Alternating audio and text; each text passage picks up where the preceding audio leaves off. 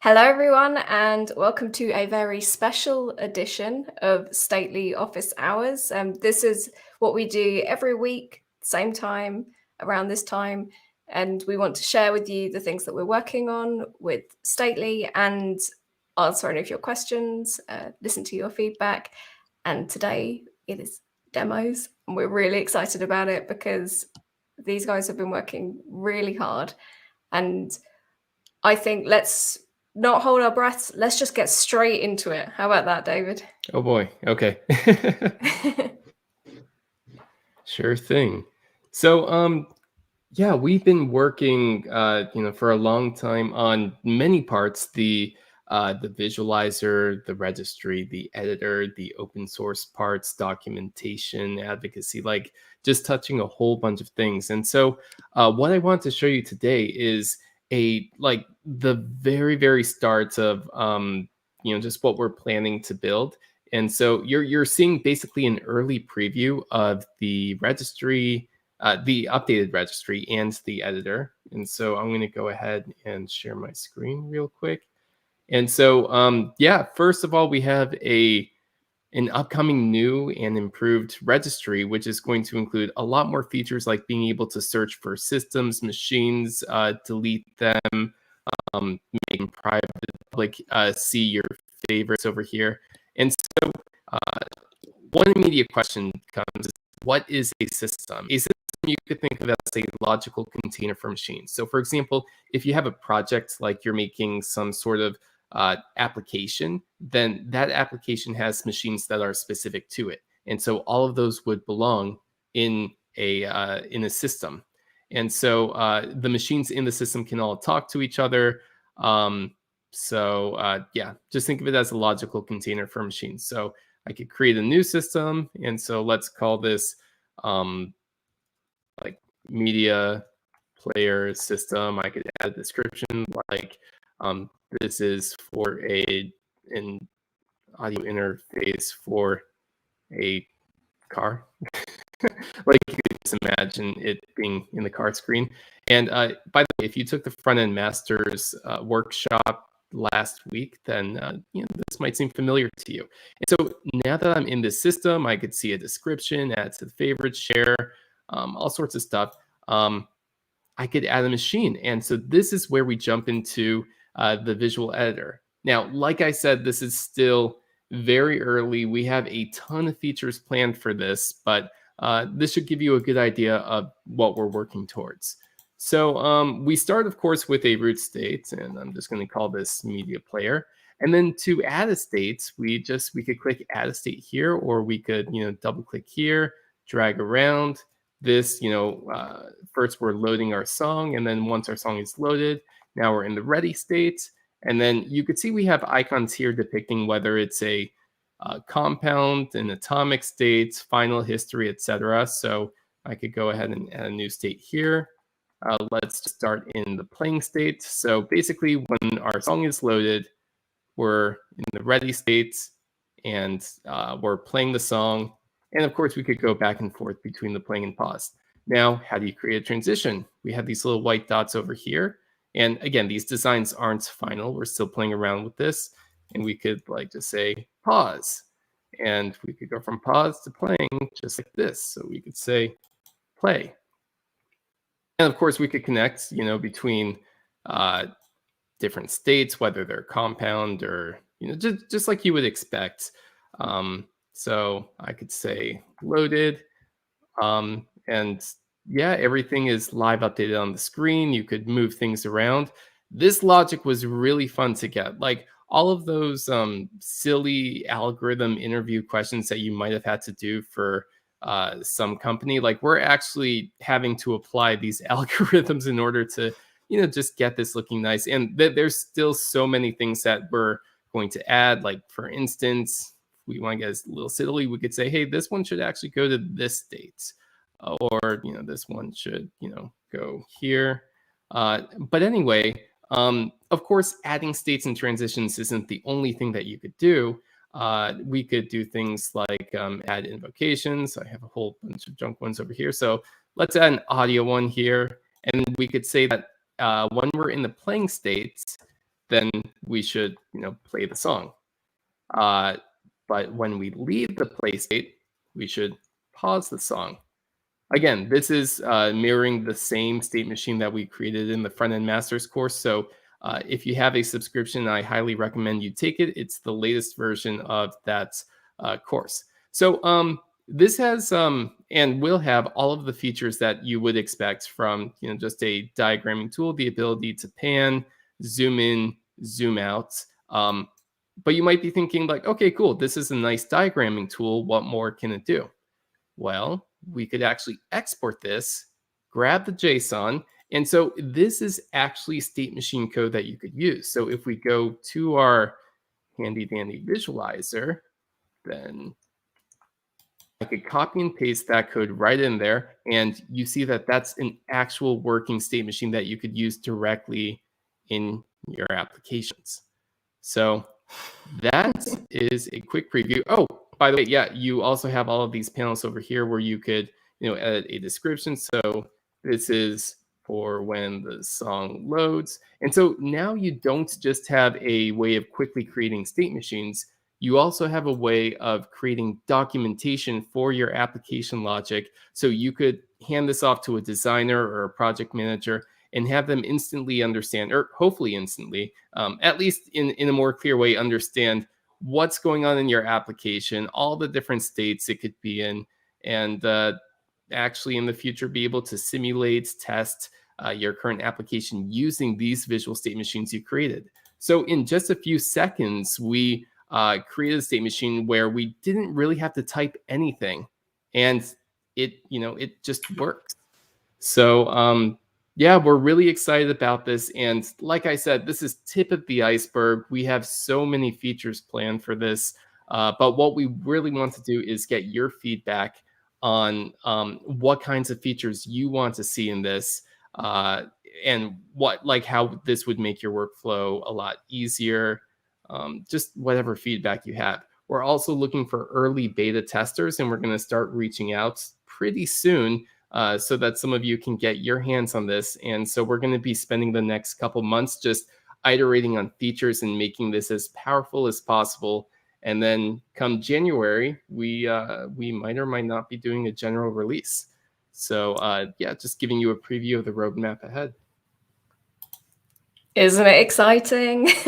So if anyone has any questions that you want to ask about what David just showed you there, you know that you can just, if you're on YouTube, you can add us a little comment on YouTube.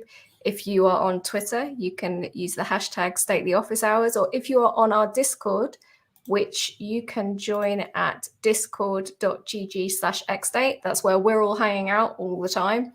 You can use the Office Hours channel there to ask your questions too. I am keeping an eye on all of it.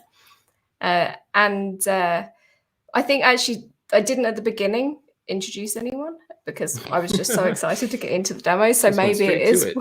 Yeah, well, it's what the people wanted and we had to get to it. Yeah, they don't care about our names.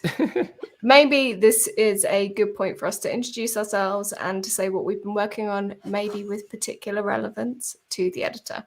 And so I'm Laura, and I do developer and designer relations for Stately. And I have just been watching in admiration, having a little bit of input in some of the design elements of it. How about you, David? We know that you're the boss. Yeah, I'm the founder of Stately, and I've been in SVG land for the past few months, just working on this stuff. So yeah, that's me. Matt, I'm going along the list. Yeah, I'm Matt. I've been doing the Xdate VSCode extension and working on the front end and the back end for the editor. And Fazar, sorry, you kept getting covered up whenever I pressed to show a comment during the demo. That's fine. People are here to see the editor, not us.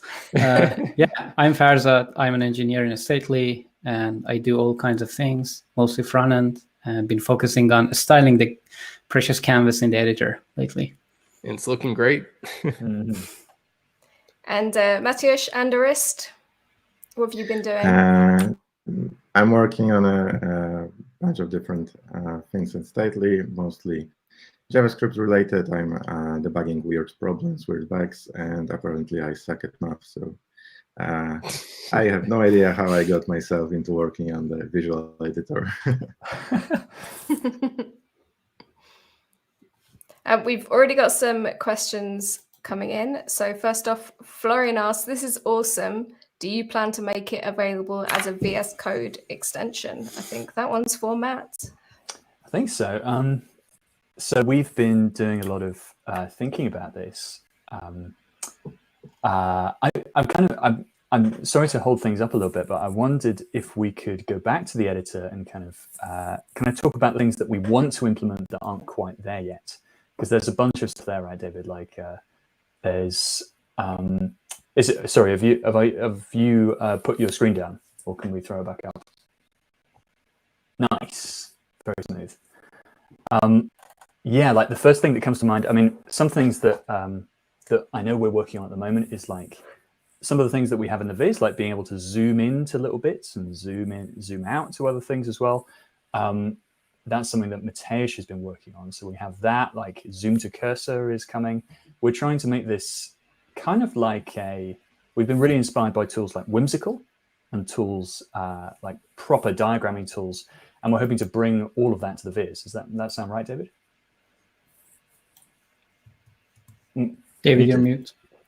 Oh, sorry, I was speechless. I want, yeah, the goal is to use this as, you know, both a diagramming tool and a design tool. And by design, I mean like just being able to model out how the application works. And I also mean design from the perspective of just being able to use this with your designs, like with your mockups and things like that.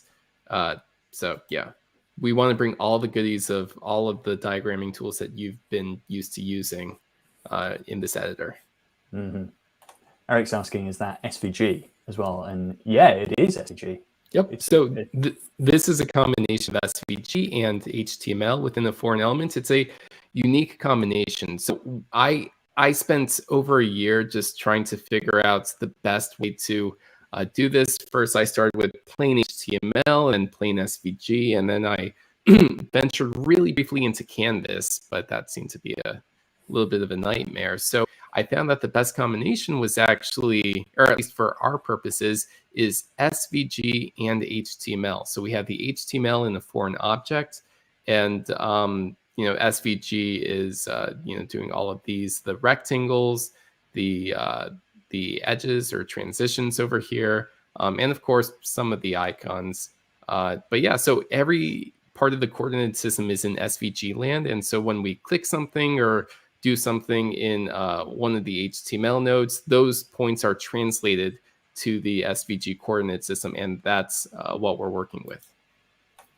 Yeah, we kind of know that the canvas is the thing that either that makes or breaks this, basically. So yeah, that's the thing that we're really focusing on, especially for the next few weeks, is trying to make this the best Canvas app on the web if we can. You know, like this we're really trying to push it. To answer the original question, sorry, I kind of railroaded us for a second. Well, we are thinking about it as a VS Code extension. Like you imagine the XState. Currently, the XState VS Code extension, what it can do is it can look at your code and pull out machines. From this, we can hopefully in the future represent the state machine as this this representation. So this is slightly different from a state machine representation. It's what's called a graph. And one of the tricky things with that is having to like position it to work out where all the nodes should go, because in code it's obvious, you know, the code just sort of stacks on top of each other. But if we just sort of did this now, then we would just all the nodes would just trample on top of each other. So we'd have to work out some kind of way of fixing that.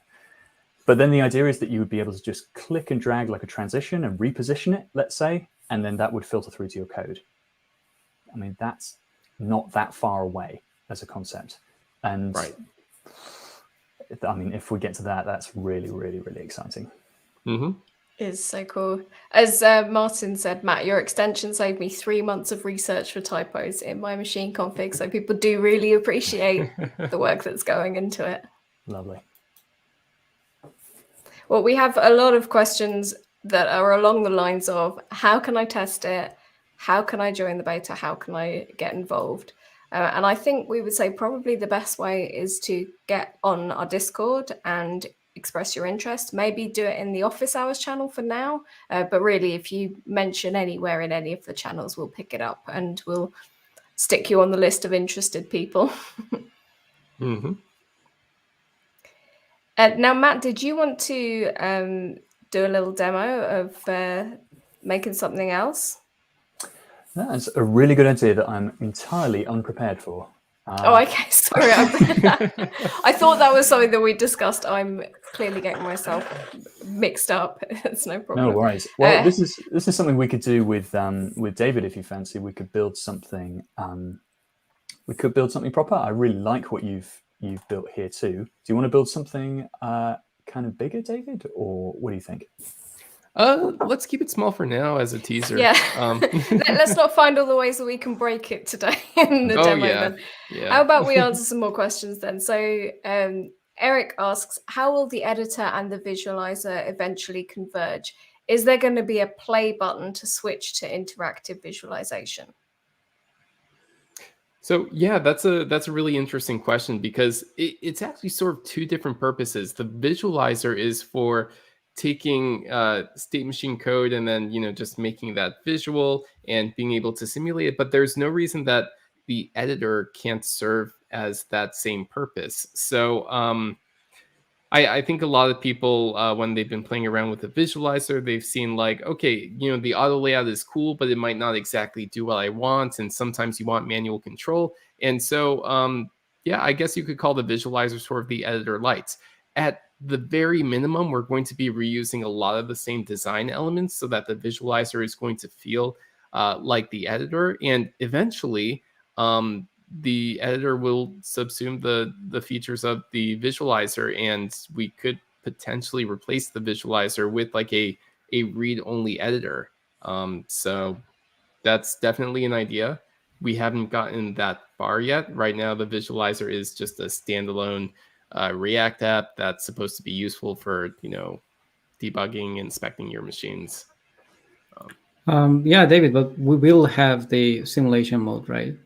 Yeah. So and I wish I could show you the designs. They're not here, but imagine a box over here. And so right now this is an editing mode, and there's also going to be simulation mode, and there's going to be analysis mode, test mode, and potentially some other modes. So the idea is that you'd be able to create your state chart and click simulate, and then just play around with it. So start clicking events, seeing the states go between the other states, and in the future have this connected to an actual app, and be able to do the same things that you could do with the inspector with the editor as well. And John asked the same question. He got in there first. I just missed it. So will machines be able to run in the editor eventually? And more talking about the auto layout, Christoph said, I would love to see the ability to apply an auto layout to the creative machine in the editor. Helps to keep things nice and tidy.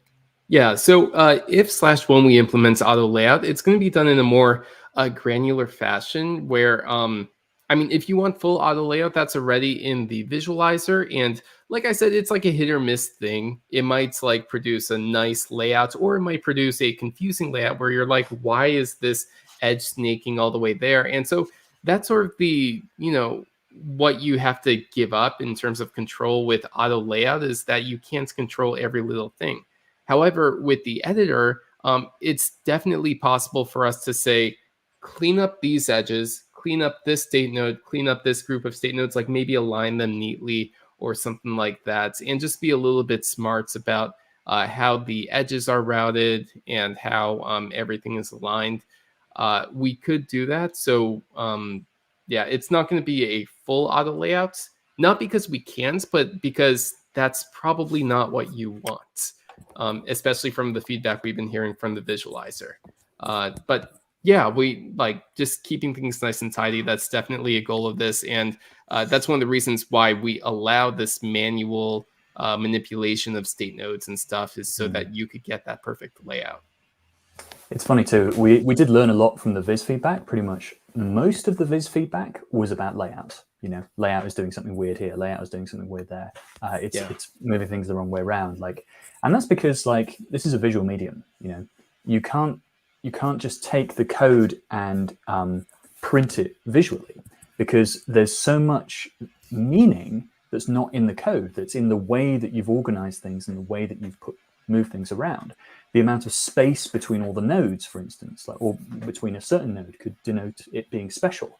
The way that events kind of tail together means they have some sort of meaning, And we're trying to bring all of that to the canvas as well. So you have control over where the arrows are going. You have control over the length of things and all that sort of thing. And even we may add nodes to the editor that are not related to XState as well, like post-its or comments or things like that. Just clarifying things and making sure, or groupings of things that are not necessarily related to state nodes. They'll obviously be clearly delineated, so you can say, okay, this is not going to affect your code at all, it's just decoration. But that decoration is still really, really useful. And solving auto layout is not a simple problem, and I don't think it's a problem that we want to spend a huge amount of time on, because the crucial thing is just getting it. You don't have like a button on a design tool that says auto design. It'd be great. Right. Yeah. Maybe in the future. Okay, now I'm curious. Do we have it in Figma, for example? You need the Copilot for design. Yeah, I got Copilot today. It's pretty good. Yeah. And by the way, it works with XState machines too, so you could use Copilot for that. And I think that a lot of the communication and collaboration benefits of using it is actually you can lay those things out in a way that makes sense for your team and who you're working with, maybe in a way that relates to the things that you build in other places, like the ways that you communicate your designs and your work in other ways. You'll be able to have the control over it to be able to say, look, this is how it relates to what we're already working on. Even just having free images or something, or assets that you can attach to state nodes, there's so much here. Oh yeah, and that comes into some really cool ideas that you've been having, Matt, about how you relate it back into design. Carlos asks, can we self-host the editor? Currently, no. In the future, no/maybe. Unfortunately, the editor is not going to be open source just because it's going to be tied to our whole stately thing. However, the visualizer is always going to be open source. So can you self-host the visualizer? Yes. The editor, not so much. It's going to be one of those things that have a button, contact us or reach out. Contact us if you want to self-host this. John asks, will Matt move his machine testing efforts into the editor, or is that work oriented more towards learning? I don't know what he's talking about, I have to say. Machine testing efforts. Is this the interactive tutorial stuff, John? I hope it is, because I've been sharing some stuff that I've been doing on some Mondays recently, where you can basically like interactive tutorials for XState, where you have some instructions on the left-hand side, some code. Yeah, he said yes, cool. Yeah, that's all oriented towards learning, basically. It's basically giving you interactive feedback when you build a machine, saying, we sent it an event and we got this result. We sent it an event and got this result. So yeah, that's more towards learning. It's interesting though, that whenever I show people that, some people are always like, oh, this would be so good for unit testing. This would be so good for unit testing. So might be something in that.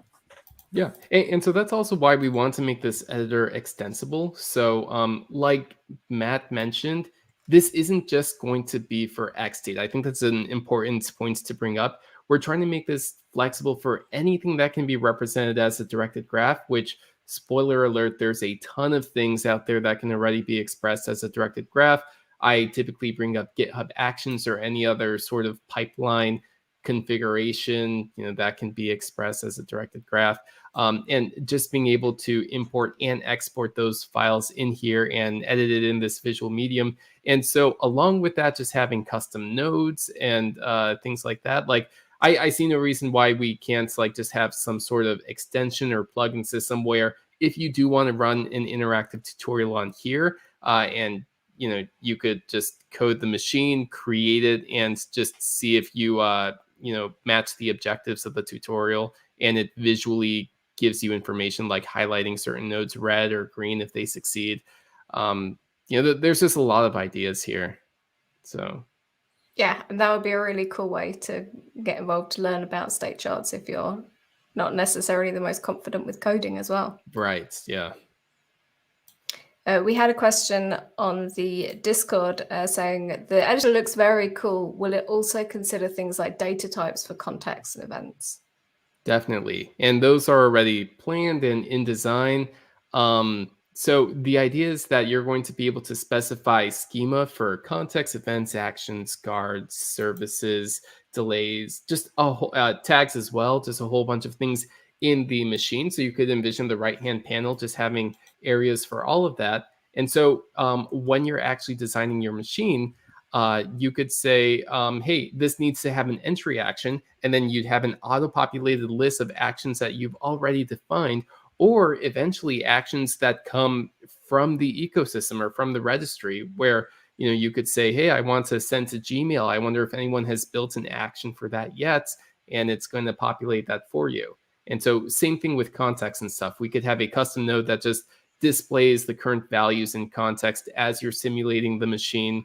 And actually, going back to an earlier question, that's one of the main reasons why we actually also did HTML and SVG, is just the ability to have a node that you could put in whatever React element you want and display whatever you want. We think that's super powerful. So short answer, yes, it's going to. Which will open up the gate, to more adoption of XS8 or basically state charts in the backend. Because just imagine that people have built backend integration for sending emails, queuing stuff, things like that, and can just pull it from the registry or somewhere else into the editor and use it in your own diagrams. Yeah. So two main goals. Number one is we want this to be very useful for whoever's using XState, but we also want it to be useful for people not using XState and using any sort of directed graph configuration thing that we will support. Well, eventually it would be anything that could be converted to directed graph, but we'll get there. Yeah, we'll get there. Yeah, so you had Eric asking, so will it spit out TypeScript potentially? Yeah. We hate TypeScript at Stately. Well, Andres hates it now, having been swimming in it for the last 4 weeks or something. Yeah, definitely. I mean, what David's talking about is basically defining a JSON schema for representing types of events, types of context, types of and types that actions take as well. When we get there, it gets really exciting because you can, as David was saying, let's say there's like send to Gmail service or something that you want to use, then the input and output types there are already written for you. So it means that you can define those in the editor as opposed to defining them in your code and just sort of, that they slot in because the editor is telling you they are. And of course, the TypeScript experience will be crazy, will be incredibly good. I mean, the TypeScript experience is going to be incredibly good without context and event typings already, because you can provide that. Let's imagine that we spit out. I really like this. Let's imagine that you spit out a function which returns a machine with a schema that you've declared in the editor, because currently the editor can only do like machine schemas. It can't do implementation. Well, when you spit that out, we don't actually care about what your context and event type are. You can provide those as generics to the event, essentially, and to the context type, or sorry, to the machine. And then we'll give you perfect typings on the options. So if you said assign this to context, we know what event caused that. We know what event causes which service, which action, all that stuff. Yeah, very exciting. Yeah. John asked, has anyone on the team thought much about visualizing diffs between machine versions? JSON diffs are the worst. So completely agree. And this is definitely a research topic that we have planned, because finding the diff between like just changed nodes or changed edges in a directed graph looks a lot different than finding diffs between lines of code. And so we really want to both provide a visual experience for that and just make something robust so that you can tell like, hey, this edge was deleted, this edge was added. And I think that we could do that in a pretty straightforward way. In a way, I think it's going to be a lot more straightforward than trying to find diffs between lines of code like in JSON. But yeah, we have talked about machine versioning. So in this registry, like probably as a pro feature, but you will be able to version your machines. Mateusz, too, you've sorry to carry on with this question. Mateusz, you were thinking about the uses for these visual diffs between machines, right? Let's say there's a PR bot that comes in and says, there's this machine and this machine, this is how it's changed. Yeah, that would be pretty sweet to like have a bot that just posts your diffs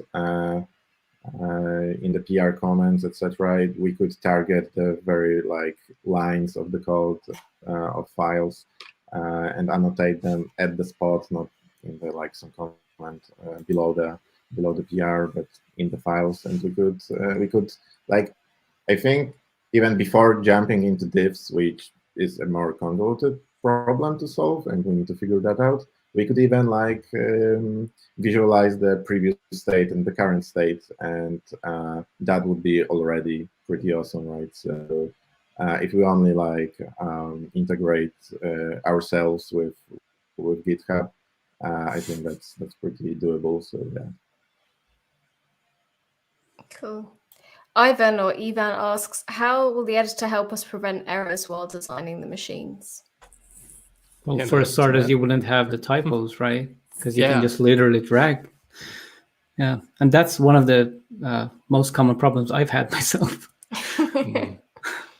I mean, not only that, but we now have the ability to literally like just show error icons or highlight things and say, hey, this date doesn't connect to anything, or this event doesn't exist anywhere else, or it's not part of the events that you've predefined. So we're able to visually show you errors, in which, like, if you were to do it with Xdate in code, then you have to either use the Matt's VSCode extension or TypeGen, in order to figure that out, which is a much better experience than right now, but might not be the most optimal experience when you could just quickly take a look at the diagram and see, hey, there's spots of red. I should probably fix those date nodes or those actions or events or whatever.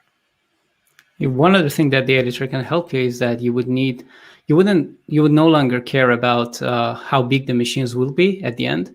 You don't have to think about composability or reusability, spawning, invoking, and all kinds of stuff. You just have to think that, you just see the right node in the editor, and then something is under another thing. That's it. I mean, you don't care how big the machine will be at the end. Mm-hmm. Yeah, and well, it sort of needs a less mental capacity in a way when you're dealing with machines. Yeah, that's something David alluded to earlier too, which was systems, basically. So systems are groupings of machines in the registry. And the idea is that your machines can reference other machines. So you can say, okay, I want to spawn this machine. This isn't something that the editor currently does as it currently is, but yeah, we're definitely thinking about these linkages and ways that you can pull machines together and make proper systems out of them. Mm-hmm. And also, can we import existing machines to the editor?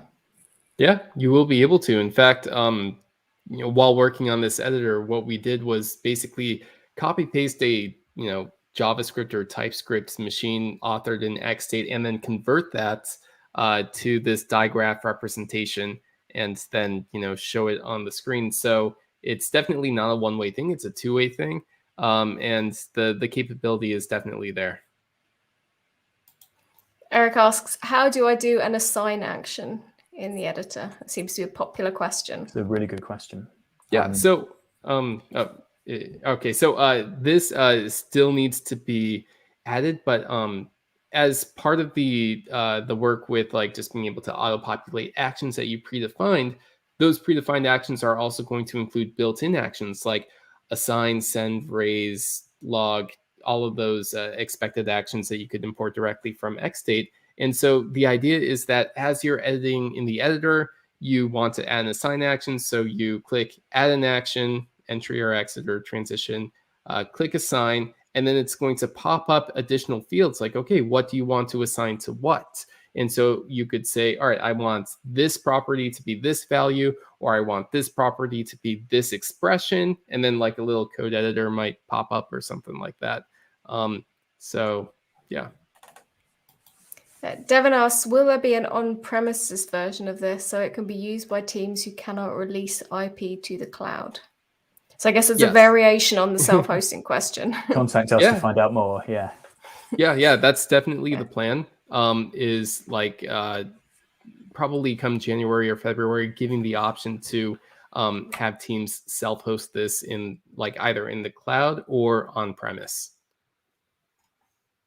Look at the link in the description. Is that the way they do? Now I'm just checking to check that I've answered everyone's questions, or had them answered, should I say? There's a beautiful one just there here. we go. Which We were talking about this. Any we plans for were. multiplayer mode? Hell yes is the answer, I think. Yeah. There's a lot of refactoring that we want to do, and we're also interested in using the YJS library for doing this, and implementing CRDTs and having this multiplayer mode in the editor. So a little bit of technical details, like everything that you see in the editor is events driven, which makes it pretty easy to have things like undo, redo, and multiplayer. And like collaboration and things like that. But there's still some refactoring to be done. But yeah, we definitely want this to be a multiplayer experience. Robert asks, will the editor have rename refactoring or structural refactoring, like wrapping child states in a new state? I think so. So for example, wrapping child states in a new state, with the visual editor, yeah, that definitely becomes a potential feature where you could select a bunch of children, have a quick actions thing pop up, and then do things like put this in a parent state, or even drag and drop them to a drop zone area in existing parent states and just group those children under there. And again, this is something that I haven't really seen many or any design tools do, is have this idea of nested boxes connecting to each other. So there's a whole lot of different interaction opportunities that we could really play around with here. And honestly, like just having this in a visual format makes structural refactoring a lot easier. I know that myself, I get nervous when I copy big objects in an X state configuration and try to move it to another state. I have to make sure like everything's aligned right and I copy the right number of brackets. It becomes really scary. And with this, there's like no fear because you're literally moving things in a visual format. Yeah, it can't be wait for incorrect, right? Like, as we were saying before, like you can't misspell a target. There's no longer going to be like the question of that. We get this question every so often, which is like, how do you target a sibling of a parent, let's say, or go to somewhere else? There's no question of that because you can just click and drag it. It's crazy. So just adding a question to a banner. It's too long for me to put the whole thing in, so I'm just going to read it. How will you deal with changes to machines over time? For example, I have a user machine. I add some new states and convert an atomic node to a compound node. What will happen to my data that was based on the previous machine definition? So this gets into two things. First, undo redo. Of course, we are planning undo redo. Matt has been researching that a lot. But the second thing, which we talked about previously, is machine versioning. So we do want to eventually add the capability of if you save/publish your machine and you want to go back to a previous version, you should be able to see those previous versions. And like Mateusz said, you should be able to see diffs between those machines and see exactly what changed. Nathan asks, can you demo it again? Should we just give them another look at what you already had there, David? Sure, yeah. Let's build something. What do you want to build? What can we build? I'm going to look through Xstate catalog, see if there's... What should we build, everybody? Multi-step form. Oh, multi-step form. Come on, fail. Yeah, let's do it. All right, so like I could delete this. Like let's say that we have a I don't know. Let's say that you know what? Let's call this calendar, right? And so our first step is like pick a meeting. Like you could pick a 30-minute meeting.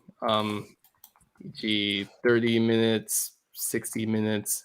So if you've used Calendly, then you might be used to this. And then over here, we have the date and time thing. And so as a designer or project manager, I'm just doing this like from the perspective, not as a developer, but as like, just someone who is just trying to create a flow chart of everything that should happen in my app. So, in this date and time, we could, we're initially in the calendar view. So we could just show a calendar, and then over here, once a date is selected, then we have the time view. And so actually gonna do this, and so this is going to be a final state. So I'll just call this everything selected. This is one of my favorite parts about like just designing with state machines and state charts, is that I could just name things what I would intuitively name them, and then just figure out the implementation details later. So I could say time selected, and then now we go to everything selected. Obviously, there's a confirm step. I forgot to add that here, but for the sake of time, I'm just gonna do this, go here. I'm actually literally looking at Calendly while I'm doing this. And so details, we could enter details. So there's a few things that you could do here. You could enter your name, email, and then you could schedule events. So I'm just going to go here and say scheduled. So you could imagine too, like, I love that little description that you included on the initial state. If you have a look at that, like e.g. 30 minutes, 60 minutes, like that's just feels like something that a project manager has written. You know what I mean? And you could imagine that description field. Like, let's imagine that it becomes like a rich text input where you can add images, where you can link to different things as well, and suddenly your entire team has a concept of exactly what needs to be built, exactly how it looks in every single state. And a developer can go to this and say, oh, you forgot there's like a state in there that where we need to fetch the data to make sure all the calendar stuff. So if you go into the calendar state, David, inside date and time, and say, okay, there's actually three states in here. There's like an initial state, if we add that, then there's like a pending state. And you notice, yeah, it's starting to get a bit crowded, but we can just select that big one, drag it all around. Yep. There's even multi-select as well, if you want to demo that too. Yeah, so we could select multiple, pretend it's working. Yeah, if you click and drag, yeah, like that, for instance. Yeah. And then we can move them around, I think. Maybe not. Not yet. Oh, okay. Pretend that you can. Yeah, that's coming, right. But there's like inside the calendar, there's like a loading state, there's like a success state, and you can see that we're fleshing everything out here from a developer point of view. So the project manager sees, okay, it's still like the general look and feel of everything that I've done so far, and I still understand the flow, but now it's more detailed because the developers have chewed through it. Like Laura, from your sort of design background, like what are you feeling about this? I imagine there's mostly developers in our chat, but you come from sort of primarily a design background. Yeah, and so I love the idea of, I think especially for people who can be intimidated by code, which admittedly I can be, even though I would consider myself like a designer who can do development, I feel most comfortable in a visual interface. The idea of being able to start off visually and get all of that stuff out of my head onto the screen is just, it's exciting. Just watching this, I'm just like grinning, because it's like, yes, I can see myself using this and being comfortable in it and being able to bang things out really quickly, and then being able to go to a developer who completely understands what I've said. It'd be perfect. Mm-hmm. And that's what Cedric is saying, the perfect bridge between product and tech, which it absolutely is. Eric has been going through a list of different things, whether we've supported them yet, or whether we've got them on the roadmap, which I think the answer would be yes, we have. Oh, I'm nice and big. Let me a bit more even. So Eric's asked, any keyboard integration yet? Also asking about light mode. Oh yeah, so PNG exports, etc., etc. So yeah, the design team we're working with, they're designing this in both light mode and dark mode.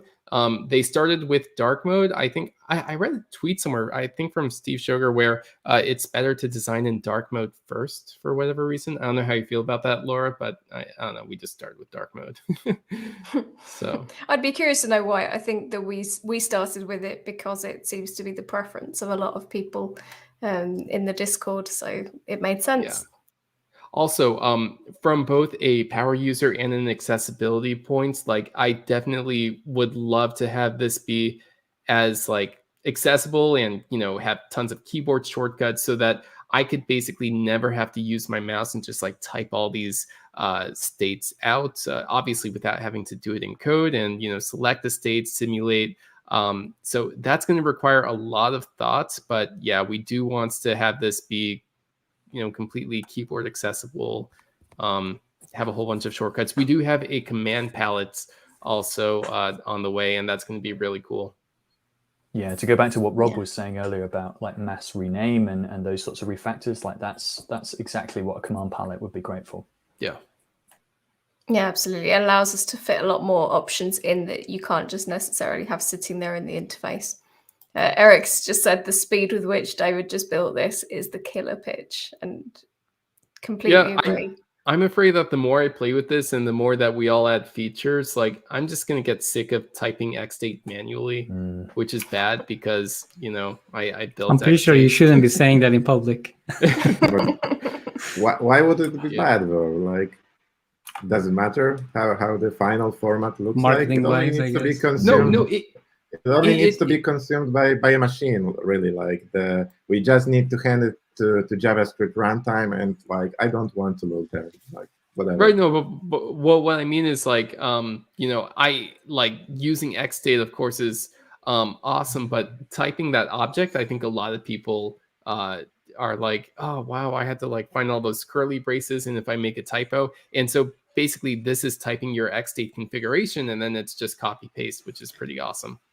Yeah, exactly. Obviously, I was kidding, but I was thinking during the demo that later on we can just put the editor in the, you know, on the home page of the documentation and say, before learning xstate, just try out the editor first. Yeah, learn SHRs first, and then you will feel the need when you need to get into the xstate and the implementation later. Mm-hmm. Yeah, and I think it will help with the selling it to teams. So Devin asked, how do we sell the general public on this? Seems like there is so much inertia to do it the way we've always done it. Yeah, I mean that's a really good question. I don't know if if they mean inertia by like we've always done xstate encode, or inertia as in we haven't used state machines at all. But like the goal of this is to get other people basically using state machines, whether they're aware of xstate or not, just like saying, oh hey, I could design my, you know, my application logic in this flowchart like builder, whatever we want to call it, and it just works. Like I was actually inspired by the Framer handshake demo where you could just copy and paste a URL and use that machine directly in your application. And we could basically do the same thing with this kind of application logic. So I think we sell the general public in the ability to create these flows visually, create them quickly, and integrate them into your application basically within seconds or minutes, however fast you are. But yeah. I think this question popped up around the time that we were talking about the product manager relationship too, about how we communicate, how we sell people on this idea that okay, drop your diagramming tool, use this diagramming tool. You know, how do we sell that? And that like what we've got here is really special, because you can take the stuff that you've been used to diagramming in a very, very natural way. You know, you just click, just boxes and arrows basically, except that our boxes and arrows are special because they create something that's introspectable, that can be pushed into code, that can be sent to a design system and like, or sent to a design and used to power like the relationship between screens and things. The fact that what we're building is introspectable, that it can be read and computed and analyzed, is the difference. Mm-hmm. Like that's the big change. And it, like if you're not into that, like there's so many integrations that we need to build first before you see the entire picture. But it feels like I'm just sort of running around in my head going, oh my God, we could do this and this and this and this and this. But it's just from that one core idea that the things that you draw casually, the boxes and arrows can just be fed into a computer. Yeah. Yeah. I wonder There's, if of our course- boxes and arrows are special should be the new tagline. There's of course always a pushback from the development community that against the low code or no code tooling. I think what Devin might have meant is that we have originally tried to program our application logic, whereas in the stately editor we have to drag and drop and just simply create them. But hopefully with all the killer features, because it's just not a diagram editor, right? It's just much more than that. Hopefully we can offer all the killer features that needs to be how do you say that in English? Vantage point between the the traditional way of programming and the low code way of doing it. Yeah, and I'll be talking more about this at AgentConf in January, but the idea is that we've been moving more and more into low code, even as developers. And, one of the most maybe non-obvious ways of doing it is we're just using libraries from NPM. So we're trying to reduce the amounts that we need to manually code. And this is no different. Like, as a developer, you're still having to add like the implementation specific code, but now you only have to do it in those little spots where it matters, and the overall flow can be structured by the state chart that you create. And I think that shouldn't be underestimated, the power of being able to have things that the whole team can work on together. Yes. Which it's going to save you so many problems of, oh, did I misinterpret this design, this artifact that was given to me? Did I misunderstand what this other flow diagram software was specifying? And that's going to save you so much time and so much quibbling just through communication as well. And that one final point on this, which is that idea has been had before, like the idea of using kind of these permanent artifacts to link together, like design and dev and all that stuff. That's been had before. That's an idea that's there. But what previous implementations have gotten wrong is they've tried to work from the diagram out. What we're doing is working from the code in. So we know that the XState code works in production, and it works really, really well, and it's very, very solid, and loads of people, big companies are using it. And now what we're doing is we're working from that implementation to the diagrams. Whereas if you take diagrams that that other tools use, you can't, usually they don't work that well in production because they don't obey all the right rules. They're not mathematically sound. Whereas we know that what we're building is mathematically sound because we've done it the other way. It's weird we've arrived at it this way, but it means that when you actually put it into your code, it works. That was a long game plan. Ivan asked, do you see predefined machines made by Stately available in the editor, like fetch machine or router machine? And I guess that some of the other folks have suggested that's kind of like the registry. That is what we've got going on with the registry. But for the router, you don't really necessarily need to import a machine. We're thinking about the sketching XState router too, like an official integration. Same for forms and querying the data and things like that. Sorry, Eric. Basically, anything you can dream of is going to be possible. Yeah. Well, we have answered a lot of questions. We've done a lot of demos. I think we have done nearly a whole hour of office hours today, which is unusual for us. So I think this is a great point at which to wrap it up. There will be more demos in the future, and we'll be able to show you a lot more. We'll keep showing you as we progress. That's the whole point of these office hours.